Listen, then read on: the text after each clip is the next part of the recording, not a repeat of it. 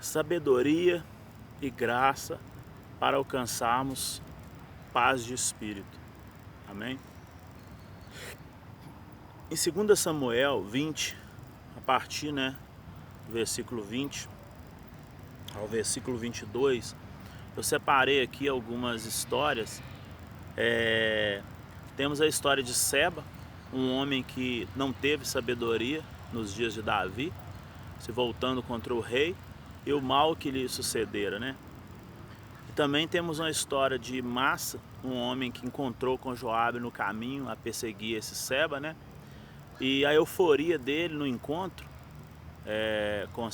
com Joabe, né?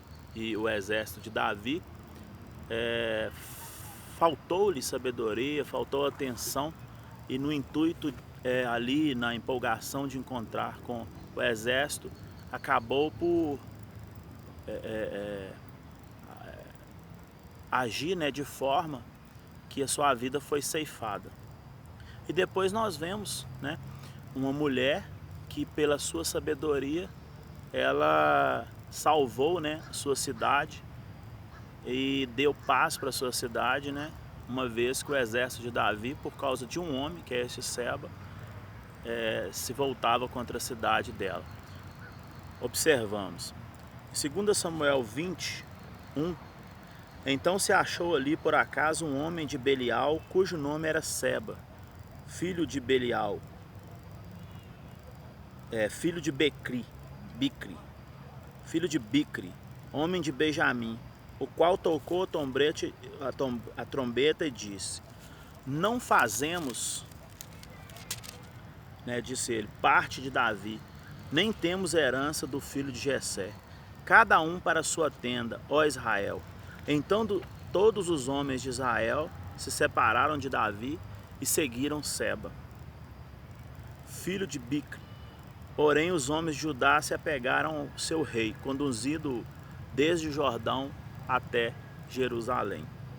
Vindo, pois, Davi para sua casa a Jerusalém, tomou os reis as suas 10 concubinas que deixavam para cuidar da casa e as pôs em custódia e as sustentou, porém não coabitou com elas, e estiveram encerradas até o dia em que morreram, vivendo como viúvas.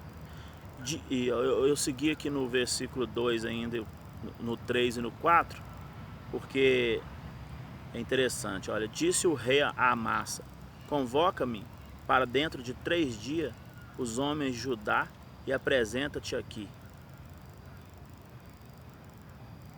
Então, Davi depois ele fala, né, que esse homem que se levantara contra ele talvez traria muito mais problema do que o seu filho Absalão. Então ele pede, né, para que o exército vá atrás, né, desse Seba.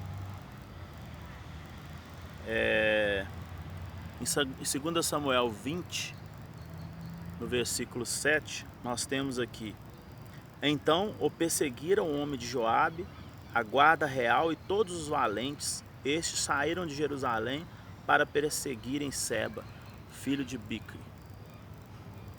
Em 2 Samuel 20, de 8 a 10, nós temos aqui: chegando eles, pois, à pedra grande que está junto a Geboa, Amassa veio perante eles, trazia Joabe vestes militares e sobre eles um cinto, no qual, presa ao seu lombo, estava uma espada dentro da bainha. Adiantando-se ele, fez cair a espada. Disse Joabe a Amassa: vais bem, meu irmão? E com a mão direita lhe pegou a barba para o beijar. Amassa não se importou com a espada que estava na mão de Joabe, de sorte que este o feriu com ela no abdômen e lhe derramou por terra as entranhas. Não o feriu segunda vez, e morreu então Joabe, e Abissai seu irmão perseguiram a Seba, filho de Bicri. Então nós vemos que esse homem, né, ele não teve cuidado, né, na empolgação ali de encontrar com o rei, com Joabe, né, as tropas do rei, e assim foi ferido, né, de uma forma a cair ali, né, e não voltar mais à vida. Então eu abro um parênteses aqui para observar, né, que este homem, né, de nome Amassa, ele não teve cuidado, foi uma falta de sorte, né? Porém, nos alerta para que sejamos, né, vigilantes e cuidadosos, para que não nos sobrevenha, né, o mal, às vezes de surpresa, por não termos, às vezes, né, a devida precaução, né, diante de uma circunstância, às vezes, de emoção, né, e não sejamos levados, né, pelo momento. Em 2 Samuel 20, de 12 a 13, né, nós vemos aqui que ao cairmos, a vida tem o instinto natural de seguir, né, por si só. Você vê que as pessoas simplesmente, diante daquele fato, elas seguiram o curso. Diz aqui, ó, a massa se resolvia no seu sangue no meio do caminho, vendo o moço que todo o povo parava, desviou a massa do caminho para o campo e lançou sobre ele um manto, porque via que todo aquele que lhe chegava a ele parava. Uma vez afastado do caminho, todos os homens seguiram Joabe para perseguirem Seba, filho de Bicri.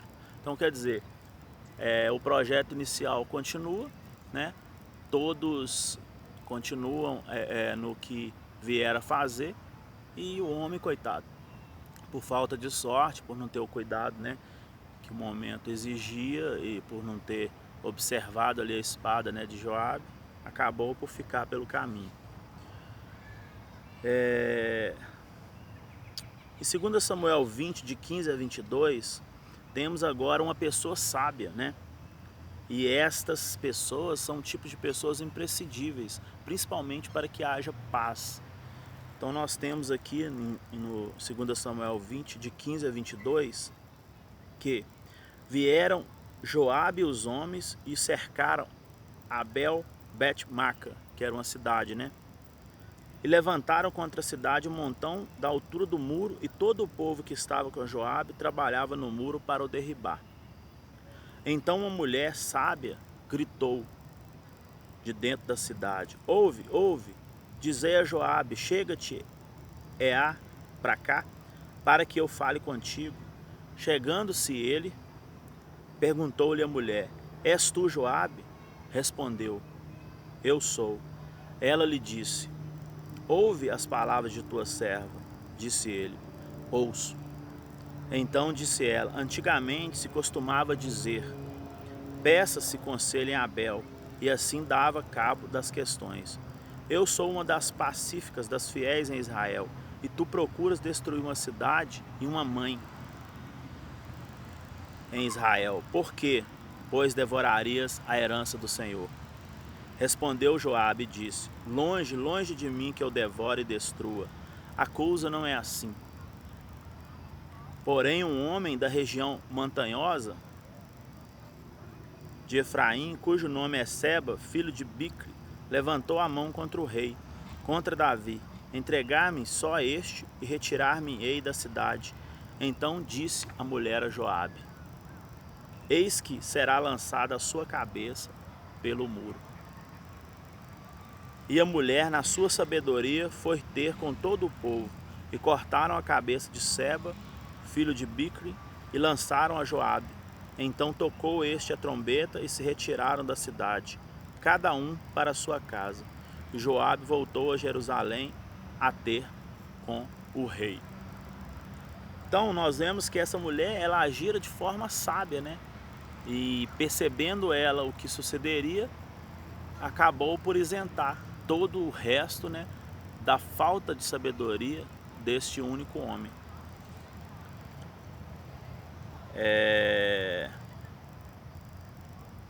Aqui agora nós vamos ter uma passagem, né, que é muito importante percebermos, né, que na época, né, que se passava,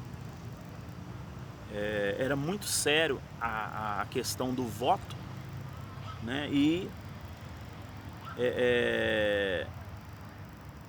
na época da lei, né, jurar e fazer voto era uma coisa levada muito a sério, né? Ainda graças a Deus que na pessoa de Jesus Cristo, hoje nós vivemos na era da graça, né?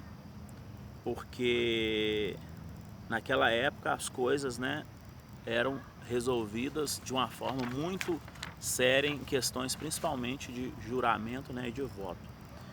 Em 2 Samuel 20, de 1 a 2, temos aqui: houve em dias de Davi uma fome de 3 anos consecutivos.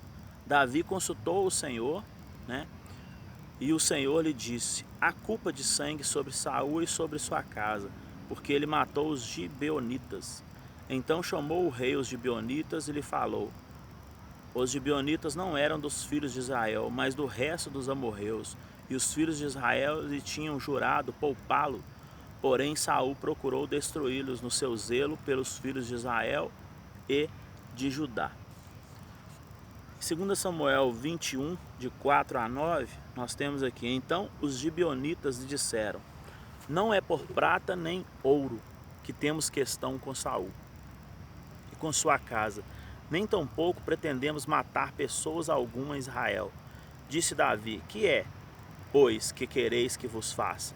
Responderam ao rei: quanto ao homem que nos destruiu e procurou que fôssemos assolados, nem que pudéssemos subsistir em termo algum de Israel.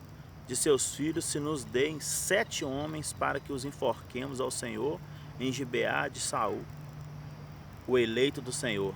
Disse o rei: eu os darei.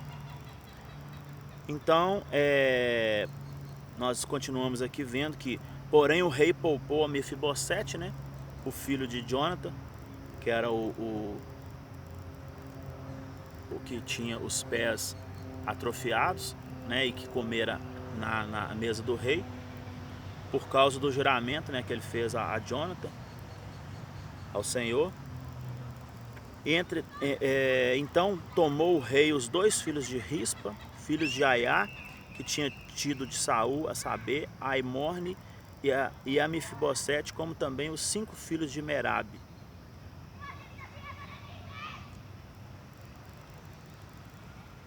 Filha de Saul, que tivera de Adriel, filho de Barzilai, Meolatita, e os entregou nas mãos dos gibeonitas, os quais os enforcaram no monte perante o Senhor.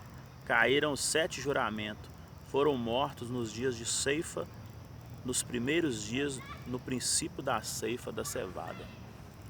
Então, assim, é uma parte dura, né? Mas o juramento e os votos, né, eles eram respeitados, né, de uma forma muito dura. Claro que isso na época, né, nas épocas antes. Em 2 Samuel 21:10, após este ato, né, nós vemos aqui que Rispa, ela procede, né, de uma forma interessante. Olha só: então Rispa, filha de Aia, tomou um pano de saco e o estendeu para si sobre uma penha, desde o princípio da ceifa até que sobre eles caiu água do céu, e não deixou que as aves do céu se aproximassem deles de dia, nem os animais do campo de noite. Então ela estendeu para si uma penha, né, desde o princípio da ceifa sobre eles, e caiu a água do céu, e não deixou, né, que as aves os tocassem. E após isso, Davi resolve sepultar os ossos, né, de todos, inclusive os ossos de Saul e Jonathan, né, que ainda não tinha sido sepultado. Em 2 Samuel 21, de 13 a 14, nos versículos que se seguem, nós percebemos aqui, ó: dali transportou os ossos de Saul e os ossos de Jonathan, seu filho, e ajuntaram também os ossos dos enforcados. Enterraram os ossos de Saul e de Jonathan, seu filho, na terra de Benjamim, em Zela, na sepultura de Quis, seu pai. Fizeram tudo o que o rei ordenara. Depois disso, Deus se tornou favorável para com a terra. Então, quer dizer, Deus agir assim, né, devido ao voto que tinha sido feito. Então, o homem, ele tem uma facilidade de esquecer, mas o Senhor não. O Senhor não se esquece. Então, como foi feito esse voto e esse voto foi cumprido, ele imputa tudo por justiça, né? Esse é o detalhe. Nos versículos que se seguem de 2 Samuel 21, Temos várias batalhas, né, dos soldados e Davi contra gigantes filisteus que haviam naquela época. Israel sempre triunfara. Então nós vemos que o povo filisteu, por exemplo, era um povo forte, né? Um povo valente. Inclusive conta aqui que havia gigantes ainda entre eles, né? E nós vemos várias batalhas, né, contra os filisteus e depois outras e outras, na época do juiz Sansão, né, contra os filisteus. Então nós vemos várias batalhas e mais uma aqui, né? Então nós vimos que eram homens fortes, né? Era uma nação valente e de homens grandes, né, de estatura, mas o Senhor, né, sempre fazia o povo, né, ou o rei, ou mesmo os juízes que se levantavam, vencê-los, porque o Senhor, né, quem pode contra ele, né? E esses povos filisteus, né, eram povos, apesar de fortes e valentes, às vezes até inteligentes, né, mas eram povos pagãos, né? E o Senhor, Deus, Ele é Deus sobre todas as coisas, né? Ele é maior que tudo. No capítulo 22 de 2 Samuel temos os cânticos, né, de ações de graça de Davi. Eu destaco aqui alguns trechos muito relevantes, né? Em 2 Samuel 22, de 1 a 3, falou Davi ao Senhor as palavras deste cântico, no dia em que o Senhor livrou das mãos de todos os seus inimigos e das mãos de Saul. E disse: O Senhor é a minha rocha e a minha cidadela, o meu libertador, o meu Deus, o meu rochedo, em quem me refugio, o meu escudo, a força da minha salvação, o meu baluarte e o meu refúgio. Ó Deus, da violência tu me salvas. Em 2 Samuel 22, 7, também, olha só. Na minha angústia invoquei o Senhor, clamei a meu Deus, ele do seu templo ouviu a minha voz e o meu clamor chegou aos seus ouvidos. Então acho que esses cânticos, né, diz muito sobre o coração de Davi, né, como que ele voltava-se para com o Senhor sempre, né, diante das suas adversidades. Em 2 Samuel 22, de 17 a 19, nós temos aqui: do alto me estendeu ele a mão e me tomou, tirou-me das muitas águas, livrou-me do forte inimigo, dos que me aborreciam, porque eram mais poderosos do que eu. Assaltaram-me no dia da minha calamidade, mas o Senhor me serviu de amparo. 2 Samuel 22, de 25 a 29, nós temos aqui: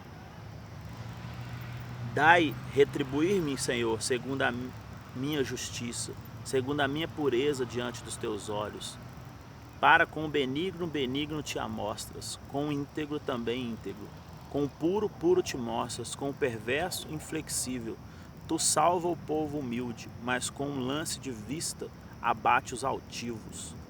Tu, Senhor, és minha lâmpada, ó Senhor, derrama luz. Em 2 Samuel 22, de 31 a 33, nós temos aqui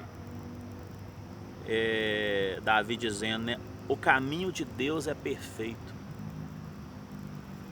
a palavra do Senhor é provada, ele é o escudo para todos os que nele se refugiam. Pois quem é Deus, senão o Senhor? E quem é rochedo, senão o nosso Deus? Deus é a minha fortaleza e a minha força, e ele perfeitamente desembaraça o meu caminho.